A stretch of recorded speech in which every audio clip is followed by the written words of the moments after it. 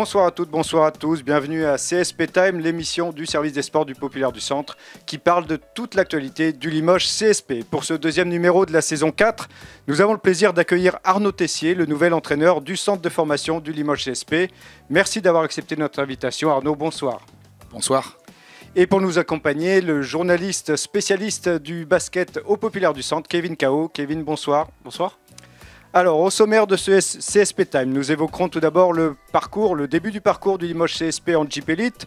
Nous débattrons sur l'efficacité ou pas de la formation en France et plus particulièrement au niveau du basket. Nous terminerons pour parler avec Arnaud Tessier de la formation plus spécifiquement au Limoges CSP avant la petite interview surprise pour clôturer l'émission. CSP Time saison 4 épisode 2, c'est parti. Alors messieurs, on commence tout de suite avec la Jeep Elite et le parcours du Limoges CSP qui affiche un bilan positif, 2 succès, 1 défaite. Kevin, on commence avec toi. Est-ce qu'on peut dire qu'on reste quand même un petit peu sur notre faim pour l'instant avec ce groupe, qu'il y a un potentiel qui n'est pas encore tout à fait exploité? Exactement, c'est mon avis, mais c'est aussi l'avis de Hugo Inverdisi qui dit dans le Populaire du Centre aujourd'hui qu'ils auraient aimé être à 3-0. Potentiellement face aux équipes que Limoges CSP a affrontées cette saison, c'était tout à fait faisable. Donc oui, on reste sur notre fin. Après, on va pas bouder notre plaisir. Quand même, le CSP en positif, ils n'ont pas commencé à 0-3. Ils ont gagné à 2 reprises lors des matchs à leur portée. Donc oui, on reste sur notre fin dans le sens où on aurait pu aimer avoir 3 victoires plutôt que 2, mais ça reste quand même pas mal. Mais on verra, il y a un vrai test qui se profile à l'horizon lundi à Strasbourg.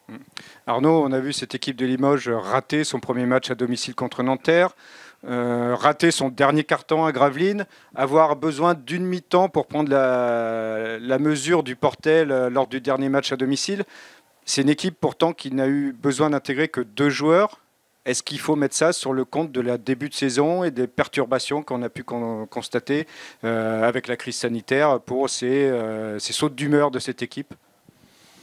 Non, je pense pas. Je pense qu'il faut un peu de temps pour l'équipe, c'est-à-dire de retrouver le rythme. Je pense que c'est quelque chose il faut vraiment y penser, c'est-à-dire que les joueurs ont été arrêtés depuis le mois de mars. La compétition ne remplace, du moins les entraînements ne remplaceront jamais la compétition. Il manque encore un petit peu de rythme sur les rencontres, mais je pense qu'il faut être confiant parce qu'ils montrent de très bonnes choses. C'est une question de rythme, de physique aussi, peut-être des physiques qui ne sont pas tous au même niveau? Peut-être. Moi, je pense que l'équipe est en train de monter en régime. L'équipe a l'intelligence, le QI basket pour s'adapter à différentes situations, comme on l'a vu contre le Portel qui nous a proposé, comme tous les ans, des choses. Avec Eric Girard, on connaît bien ici. Hein. Kevin, au niveau des joueurs, est-ce qu'on peut attribuer un peu mieux faire à quelques joueurs dans ce groupe-là, j'imagine quand même. Il y en a qui sont déjà au top. Hein, oui. Nicolas Lang, Jerry Boutilé, il n'y a pas grand-chose à leur reprocher.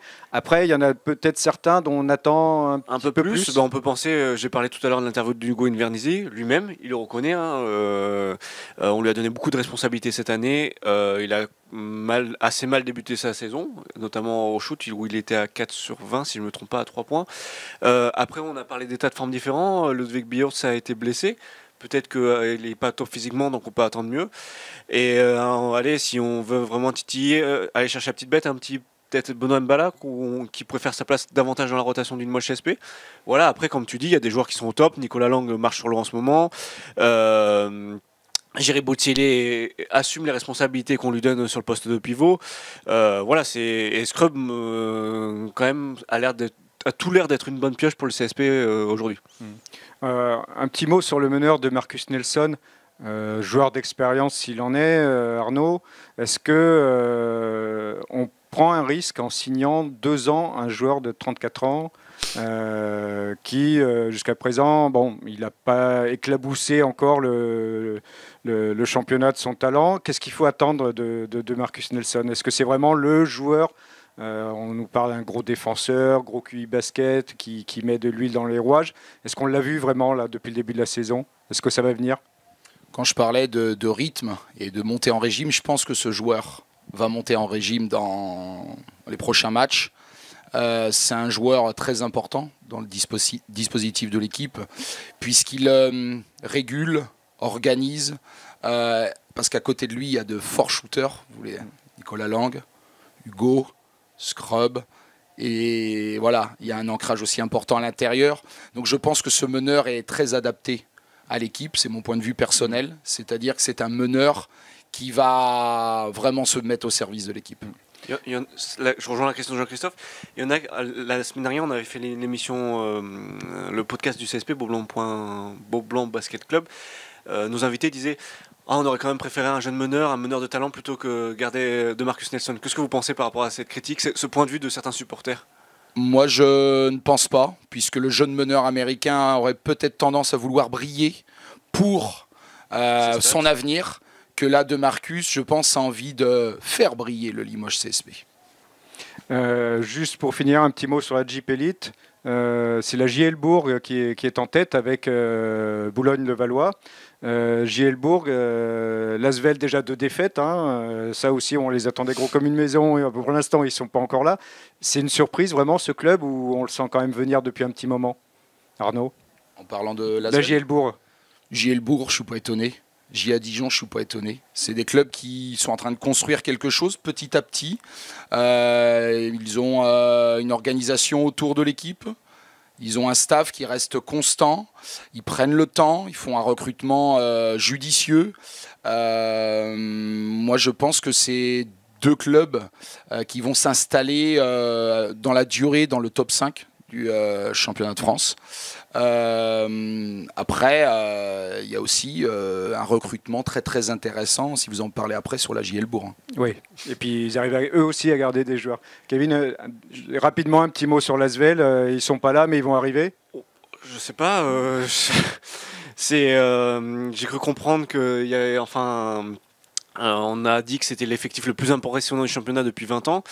Il faut mettre tout ce petit monde en musique là. J'ai l'impression que c'est compliqué de gérer toutes ces gros CV et de les mettre en musique là. Ça fait 2 défaites, ça fait un peu tâche vu les moyens de cette équipe, le plus gros budget du championnat jamais vu. Enfin ouais, c'est pas terrible. Après bon, vu les talents qu'il y a, normalement sa place, ça va vite se retrouver en haut, mais ouais, ça fait un peu tâche ces 2 défaites. Bon, on verra. En tout cas, Limoges est devant l'Asvel et on en profite. Merci messieurs. C'est la fin de cette première partie d'émission. On va enchaîner tout de suite et on va débattre sur la formation. Alors, que vaut la formation basket en France? Est-ce que compte tenu du nombre de joueurs dans les centres de formation, on voit surgir suffisamment de talents? Y a-t-il suffisamment de talents qui parviennent à devenir joueurs professionnels de haut niveau? On a l'impression, Arnaud, que là, tout de suite, à part Cholet, on a l'habitude de voir sortir régulièrement des gros talents. Pour le reste, c'est pas tout à fait ça. Qu'est-ce que vous en pensez? Je vous trouve un peu dur. Forcément, je suis un peu provocateur. Moi, j'aime bien on aime bien provoquer quand même. J'aime bien les chiffres, et les chiffres parlent. Aujourd'hui, dans le ranking mondial, les équipes de France jeunes, masculines, 4e. Premier États-Unis, 2e Canada, 3e Espagne, 4e France, donc 2e en Europe. Je pense qu'on est très bien installé dans la formation. On le voit aussi en NBA, on avait 11 joueurs je crois cette année. On voit aussi quand même dans des grosses écuries européennes, Fenerbahçe, il y a quand même 2 Français. Barcelone, Thomas Hurtel. Évidemment, il y en a plein d'autres. Le Real. Voilà, exactement. Fabien Causeur, Cholet encore. Non, je pense qu'aujourd'hui, Cholet, je connais un petit peu parce que c'est à côté de chez moi. Je pense qu'ils ont duré eux aussi dans la formation. Ils ont duré avec, je vais le citer, son nom, Jean-François Martin, c'est-à-dire qu'il y a une personne qui a fait ça toute sa carrière. Donc il maîtrise parfaitement le sujet. Il a aussi évidemment son réseau et ils ont su bien détecter pour amener des jeunes au plus haut niveau. Et je pense qu'aujourd'hui, les clubs, notre organisation, elle est intéressante, mais c'est, je pense, dans tout ce qui est scouting et organisation pour recruter ces jeunes talents qu'on doit se développer. Kevin? Moi, je vais faire une réponse en 2 parties. Quand on voit évidemment les joueurs qu'on a en NBA, en Euroleague, indéniablement la France a du talent et peut polir des talents, peut faire de la formation. Ce qui me dérange un peu plus, c'est de voir que ces jeunes, on leur donne pas forcément leur chance en Jeep Elite. Aujourd'hui, cite-moi des jeunes de 20 ans ou de moins de 22 ans titulaires ou qui ont vraiment des minutes en Jeep Elite. Il y a le petit Malodon à l'Asvel et le deuxième Strazel, à l'Asvel. Après, le CSP a donné un peu sa chance à Cruzol. Et ouais, on a vite fait le tour. Malheureusement, j'ai l'impression, c'est peut-être une vision de l'ancien temps, que les clubs ont toujours préféré enfin, faire jouer les Américains, enfin faire jouer les joueurs qui payent plus cher que donner de la chance à des gamins. C'est un peu le malheur de la formation en France. On est capable de former des très bons jeunes, mais on les fait pas jouer. Ouais. Ou sinon on les envoie en Pro B, ou sinon ils vont en Ligue 2. En Ligue Adriatique, là, le club qui développe. Voilà, exactement. Voilà. Alors, donc c'est dommage. Arnaud, là, Kevin, il soulève un problème. Mais effectivement, il y a les top joueurs dont on a parlé, qui sont en NBA, en Euroleague. Mais après, il y a tout un tas de joueurs, effectivement, qui sont aussi dans les centres de formation et qu'on a du mal à voir apparaître en Jeep Elite. Et justement, sur cette frange de joueurs, nous, on en a vu. Valentin Etienne, il est où aujourd'hui? Vincent Fauché, il est où aujourd'hui? Est-ce que ces joueurs-là, qui sont effectivement pas des tops, pourquoi ils passent pas le cap d'être juste des bons joueurs professionnels de Jeep Elite? Ou qu'on ne les voit pas suffisamment, en tout cas? Je pense que les clubs sont pas assez patients. Alors quand je dis les clubs, c'est l'organisation qui est autour du staff, c'est-à-dire qu'aujourd'hui, il y a la menace des descentes, évidemment, en France. On l'a vu l'année dernière, avec 3 descentes. C'était la folie. Donc je pense que les coachs ne pensaient pas, évidemment, dire qu'il faut mettre le jeune sur le terrain. Ce n'était pas un argument par rapport à leur direction. Je pense qu'aujourd'hui, peut-être qu'on met pas assez les jeunes sur le terrain. Je pense qu'il y a quand même une nouveauté, il faut la souligner, c'est que les clubs pro utilisent de plus en plus des clubs satellites. C'est-à-dire pour développer leurs jeunes. Et je pense que ça, c'est une solution. Il est très compliqué aujourd'hui de dire à un joueur espoir du CSP, parce qu'il y a de très bons jeunes joueurs au CSP, de dire t'es en espoir et demain tu seras en Jeep Elite, on va te donner quelques minutes. Pour moi, il faut passer par des étapes intermédiaires dans la formation. Un club le fait très très bien, c'est Nanterre. D'autres clubs le font très très bien aussi. Mais je pense qu'il faut utiliser cette antichambre, qui est la Pro B, voire la Nationale 1, pour permettre à nos jeunes de s'endurcir. Et après, je pense qu'on va récolter le fruit de notre travail. Et donc, on s'endurcit, on progresse en N1 et en Pro B pour parvenir ensuite à passer le cap de la Jeep Elite? C'est mon avis, j'y crois. Le meilleur exemple, pour rebondir sur ces propos, si je ne dis pas de bêtises, c'est Thomas Corneli, qui est passé par le centre de formation du CSP et qui est aujourd'hui le meneur de Blois, qui aurait dû monter 2 fois en Jeep Elite. On ne va pas refaire le débat. Mais effectivement, les gamins aujourd'hui, s'ils ne sont pas très talentueux, ils sont obligés de prendre des chemins de traverse. Si je ne dis pas de bêtises, Thomas Corneli est passé par la N3, la N2, N1, et aujourd'hui, enfin, il aurait dû se retrouver en Jeep Elite cette saison. C'est quand même, j'ai l'impression qu'il y a beaucoup de déchets sur les joueurs, pas les top joueurs, qui sortent du centre de formation. Vous imaginez, ils se retrouvent en N2. On a plein de jeunes de centre de formation du CSP qui sont retrouvés N2 et après, ça a été difficile de franchir le cap pour aller plus haut. Mais il n'y a pas quelque part aussi un petit problème culturel de la formation en France. On le voit, on en a parlé récemment pour le vélo.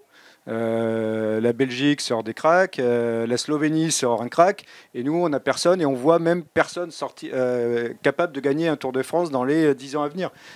C'est peut-être un problème plus général de culture sportive en France, de mentalité sur la formation. On forme, mais on n'a pas forcément envie d'aller plus loin, plus haut, ou on ne fait pas ce qu'il faut. Je vais être positif, je vais dire que ça va changer, ça change. C'est-à-dire qu'aujourd'hui, ce qui se passe dans le monde, ce qui se passe en France, les clubs vont miser sur la formation, puisqu'il y aura forcément moins de moyens qu'il y a eu. Il ne faut pas se leurrer. Donc aujourd'hui, c'est mon métier, donc ça me va bien. C'est-à-dire qu'on va prendre de la valeur. Tous les clubs veulent faire de la formation maintenant. Par contre, il faut vraiment réfléchir à comment on s'organise autour de cette formation. Et aujourd'hui, pour moi, le plus important, c'est aussi que les hommes qui encadrent ces jeunes durent dans les structures.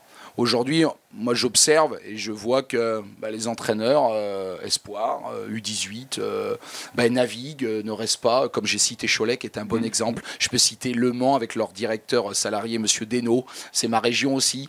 Et je trouve qu'il faut aller dans ce sens-là aussi. Justement, je peux poser une question. Est-ce que justement, c'est pas aller à l'encontre des ambitions des coachs? Les coachs qui sont en espoir, est-ce qu'ils n'ont pas envie de rester toute leur vie en coach espoir? Ils ont envie de monter, comme Mehdi Marie l'a fait, comme d'autres l'ont fait. Est-ce que eux, ils voient l'équipe espoir comme une transition finalement dans leur carrière personnelle? Est-ce que c'est ça aussi la limite? Peut-être pour certains, pas pour moi personnellement. C'est-à-dire qu'aujourd'hui, je pense qu'il faut s'inspirer du foot. C'est-à-dire, aujourd'hui, par exemple, je peux citer le FC Nantes, Stéphane Ziani, entraîneur des U19. En bisbille avec, ça, faut pas le dire. avec le coach. Ce que je veux dire, c'est que depuis plusieurs années, ou même pendant de nombreuses années, l'entraîneur des U19 reste l'entraîneur des U19, en U17, ainsi de suite, l'école de foot, ainsi de suite. La différence qu'il y a entre ces sports et nous, c'est que la formation n'est pas assez valorisée. Je parle pour les entraîneurs ou autres, donc ça aussi, il faut que ça change un petit peu. C'est-à-dire que c'est un métier. Nous, on parle d'entraîneur et c'est pas le mot. C'est aujourd'hui formateur plus éducateur. Et moi, par exemple, si on me pose la question « Qu'est-ce que tu veux faire dans 20 ans ?» Ben, je veux être formateur professionnel pour emmener les jeunes talents vers l'équipe première. Parfait. Merci Arnaud. On en termine là avec ce débat et on enchaîne tout de suite avec plus précisément la formation du Limoges CSP. Donc Arnaud, vous êtes arrivé cette saison. Qu'est-ce qui vous a convaincu de venir à Limoges? Comment ça s'est déroulé cette venue? J'avais plusieurs opportunités. J'ai choisi le Limoges CSP puisque je les observais depuis 2 ans. Je trouve qu'il y a une nouvelle dynamique. Ils ont recruté de très bons joueurs. Je ne cache pas, je suis fan depuis nombreuses années de ce club bouillant, ce club qui donne envie en fait à un formateur d'emmener des jeunes dans cette, on va dire, dans ce haut niveau, parce que le haut niveau, je pense que c'est le Limoges CSP, c'est cette pression. Pour moi, ça fait partie du haut niveau. Et aussi de se dire, si on peut amener certains jeunes sur le parquet de Beaublanc le samedi soir, ça, c'est une reconnaissance pour un formateur, parce que là, ça peut donner des frissons. Et ça, c'est vraiment un objectif personnel. Et ouais, c'est aussi la qualité des joueurs qui m'a amené ici. Et puis, il y a aussi du fait qu'il y a quand même des coachs formateurs, Mehdi, qui pro, l'arrivée de Romain Chénaud. Ça montre qu'il y a, la dynamique est portée vers la formation. Qu'avez-vous découvert à Limoges au niveau du club et des moyens alloués au centre de formation? Est-ce que ça vous satisfait? Est-ce que vous vous êtes renseigné avant pour voir dans quelles conditions vous alliez travailler? Avec quels moyens? Est-ce qu'aujourd'hui, ce que vous avez, ça correspond à ce qu'on vous a dit? Et ce que vous aimeriez avoir? J'ai étudié le projet. Évidemment, il y a du plus et du moins comme partout. Ici, comme dans d'autres structures, le manque, c'est, on va dire, d'avoir une salle pour le centre de formation. C'est d'avoir nos locaux. C'est d'avoir en fait notre lieu de vie. Et là, on va passer un cap. Parce qu'il y a de très bons joueurs. Les dirigeants nous aident sur tout ce qui est l'organisation. Il y a des moyens mis pour qu'on puisse être dans de bonnes conditions, je trouve. Maintenant, il manque juste... et c'est beaucoup, cet élément qui est indispensable pour emmener nos jeunes talents vers le haut.